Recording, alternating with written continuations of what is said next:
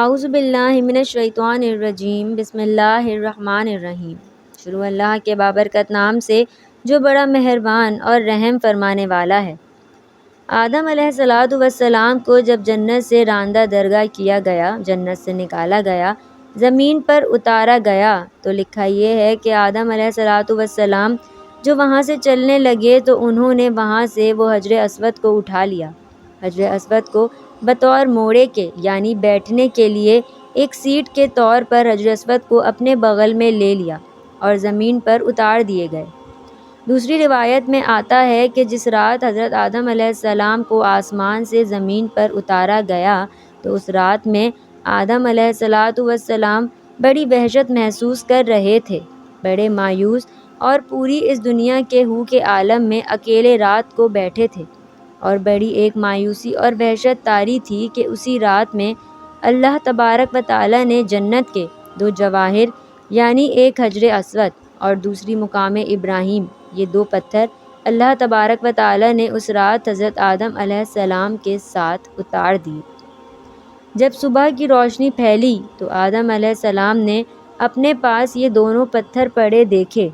پہچان گئے کہ یہ تو جنت کے میرے ساتھی ہیں۔ یہ جنت کے جواہرات میں سے آپ نے دونوں کو لے کر سینے سے لگایا، ان کو بغل گیر کیا، اس سے تسکین حاصل کرنے لگے کہ یہ وہ جنت کا ایک سامان میرے ساتھ آ گیا ہے۔ اس طریقے سے اللہ تعالیٰ نے ان دونوں پتھروں کو زمین پر اتارا۔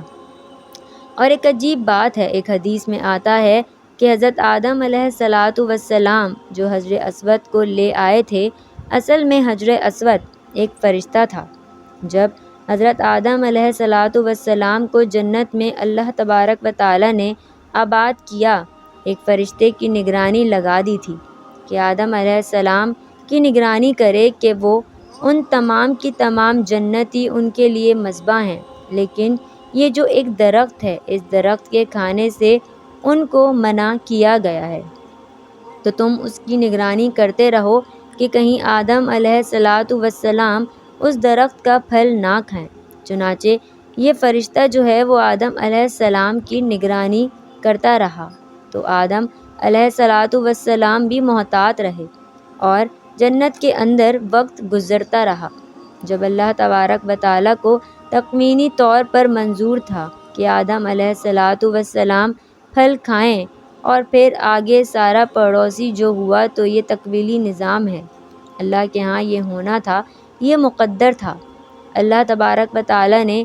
آدم علیہ السلام سے اس فرشتے کو اوجھل کر دیا، یعنی آدم علیہ السلام کو فرشتہ دائیں بائیں کہیں نظر نہیں آیا۔ تو جب یہ آدم علیہ السلام کو پھل کھانے کا موقع آیا تو انہوں نے آگے بڑھ کے اس پھل کو کھا لیا۔ جیسے ہی پھل کھایا تو اللہ تبارک و تعالیٰ کے ہاں ظاہر ہے کہ ایک خاص قسم کا غضب نازل ہوا کہ یہ تمہیں منع کیا گیا تو کیوں کھایا؟ تو اسی ہیبت اور دبدبے کے عالم میں اللہ تبارک و تعالیٰ نے اس فرشتے کی طرف دیکھا۔ جب اس ہیبت کے عالم میں اس فرشتے کو دیکھا ہے تو فرشتہ خوف سے پتھر بن گیا اور وہ حجر اسود کی شکل کے اندر قائم ہو گیا، اور جس کو آدم علیہ السلام زمین پہ لے آئے۔ اس کی تائید ایک دوسری صحیح حدیث یہ ہوتی ہے کہ نبی کریم صلی اللہ علیہ وآلہ وسلم فرماتے ہیں کہ کل روز قیامت میں جب حجر اسود میدان حشر میں آئے گا تو اس کے دو کان ہوں گے، اس کی دو آنکھیں ہوں گی، اس کی زبان ہوگی، باقاعدہ ہاتھ ہوں گے، گویا کہ پورے ہاتھ پیر کے ساتھ یہ میدان حشر کے اندر پہنچے گا۔ اور ساتھ ہی نبی کریم صلی اللہ علیہ وآلہ وسلم نے فرمایا کیونکہ حجر اسود اصل میں ایک فرشتہ تھا، وہاں اللہ تبارک و تعالیٰ دوبارہ اس کو انہی اعضاء کے ساتھ ظاہر کر دیں گے، اور وہاں پہنچ کر بھی دنیا کے اندر ان کو بوسہ کرنے والے جو لوگ ہیں ان کے حق میں گواہیاں دیں گے۔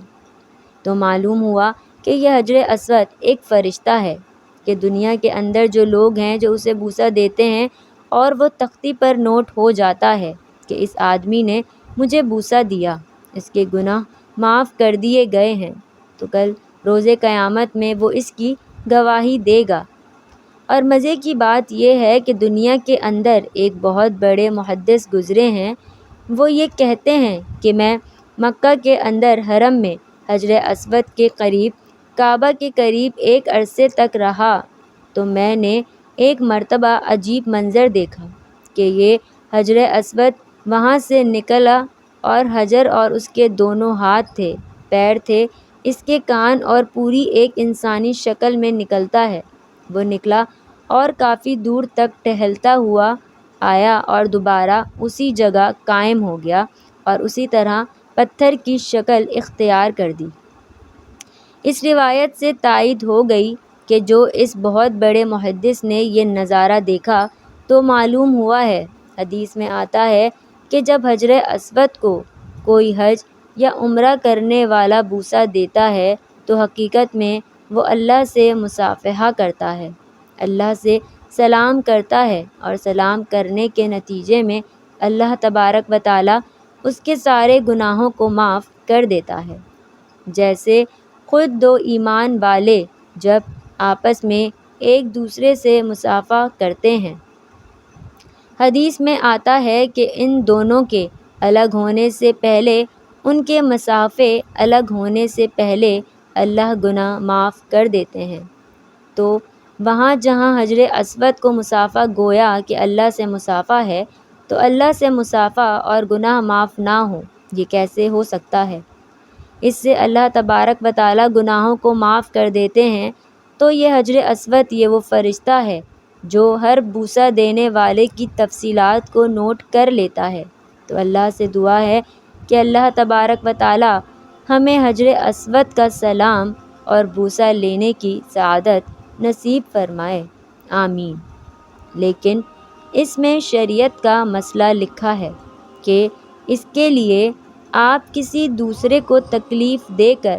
اس کا بوسہ نہ لیں۔ تکلیف دے کر بوسہ لیں گے تو ظاہر ہے بوسہ لینا ایک مستحب عمل ہے، لیکن تکلیف دینا حرام ہے۔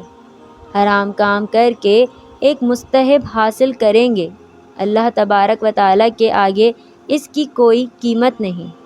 اگر نہیں موقع تو دور سے استلام کر لیں، استلام کر کے چوم لیں تو آپ کو وہی اجر ملے گا جو کہ بوسہ دینے کے وقت ملتا ہے۔ اللہ سے دعا ہے کہ اللہ تبارک